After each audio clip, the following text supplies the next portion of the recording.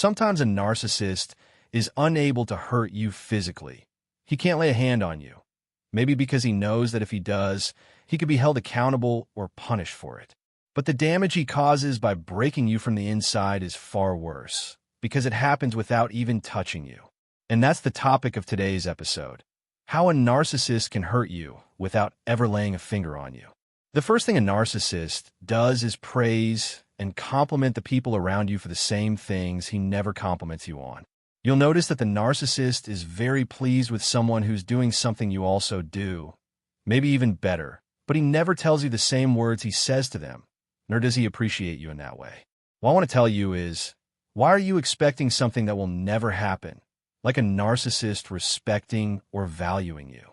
You might be doing something really special, like cooking well, taking good care of the house, or raising the kids in a successful way. But a narcissist will never thank you for what you do. Instead, he'll look for any flaw in what you've done so he can highlight it and completely ignore all the good things.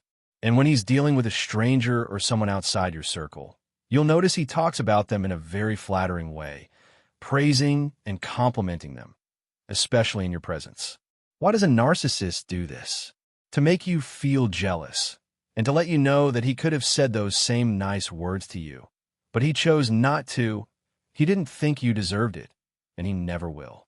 You'll see a man who's married to a very capable woman, someone everyone admires for how clean her house is, or how she presents food, or how well she cooks. Her house is spotless, yet her husband has never said a kind word to her, not even a simple thank you for anything she's done, no matter how small. When a narcissist does this, his entire goal is to destroy your self-confidence and make you doubt yourself, so much so that you begin to see yourself in a very negative light. You start to feel like you can't do anything right, to the point where you're even afraid to socialize or be around others, in case they notice some supposed flaws in you. The narcissist plants deep self-doubt within you, and that's how he gets his sense of satisfaction. This shows just how deeply malicious he can be toward you. His cruelty knows no bounds. The second thing a narcissist does is mock or make fun of people who are similar to you. He constantly belittles them and laughs at them, and by doing this, he's actually sending a message to you, though indirectly. This is a form of triangulation, a tactic narcissists use to devalue and diminish you without saying it outright. You start to question how you talk, how you dress, even how you eat or interact with others. And you can't quite figure out why you're feeling this way. At the same time, the narcissist doesn't mention you directly, but he still insults and mocks you in an indirect way by tearing down someone else. This allows him to hurt you and demean you without ever touching you or even raising his voice at you. The next tactic is when the narcissist starts to praise others for even the smallest achievements, while at the same time downplaying your own success, even if it's something truly significant. At the same time, the narcissist will exaggerate his own accomplishments, regardless of whether what he did is actually useful or meaningful. He makes you feel like what you've done is something anyone could do, something trivial or insignificant. In this situation, the narcissist compares you to anyone else, even if that person has nothing to do with what you've achieved or who you are. But he keeps doing this to make you feel like you're less than others and to destroy your self-confidence.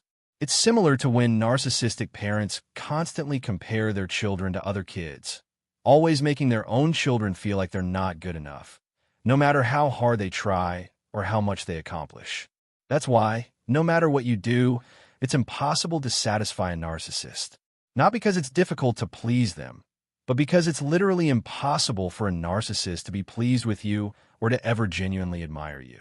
No matter what you do or how good you are, a narcissist will never sincerely express admiration or appreciation from the heart. Another very important thing that the narcissist does to hurt and humiliate you is this. When you're talking to him or trying to have a discussion, he speaks to you without any interest and makes you feel like he's in a rush. You might notice him checking his watch or yawning as if he's bored or wants to sleep. He might also be holding his phone, completely distracted, and say, "I'm listening," while clearly not paying attention. This behavior makes you feel ignored, as if what you're saying has no value. It leads you to start doubting yourself and feeling like you're boring or that there's something wrong with you that needs to be fixed. But it doesn't stop there. The narcissist makes you feel unimportant in every aspect of your life. He makes you feel like no one cares about you or your opinion. A narcissist only shows interest in you when you're praising him or when the conversation is about him.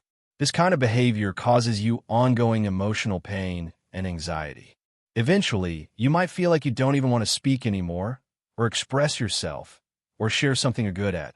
Sadly, you begin to withdraw from your own self. You end up losing your talents and beautiful qualities when you're exposed to narcissistic abuse, because the narcissist's main goal is to make sure you never move forward or succeed in life. If you did succeed, it would make them feel like a failure. Another very hurtful thing the narcissist does is accept a gift from you with indifference, only to later get rid of it, as if it means nothing to them and holds no value whatsoever. Many times, you might offer a narcissist a gift and not see any sign of happiness on their face, no expression of joy that you cared or that you brought them something. Sadly, all you get is a look of disgust, completely void of any emotion toward you, and this causes you a tremendous amount of disappointment and pain. The narcissist acts this way because they know that if they showed you they were happy with your gift, it would make you happy, and they're not here to bring you happiness.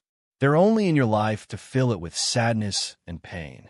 A narcissist feels successful only when they see you suffering and unhappy. It's incredibly painful when you give your all just to make someone you love happy. And instead of even a simple thank you, they discourage you by saying something like, someone else could have done this better than you, or this could have been done in a better way. And then, to make it worse, they coldly throw in a dry thanks without any genuine appreciation or care. What comes next is the narcissist deliberately mocking you. Mockery is a deeply rooted behavior in narcissists. It's their automatic response to anything you do or say. Even when you're visibly hurt by something they did, even if they see you crying, they'll mock you, belittle your emotions, and accuse you of being overly dramatic. They might say, I was just joking, or no one did anything to you for you to be crying like this. You're just misunderstanding everything.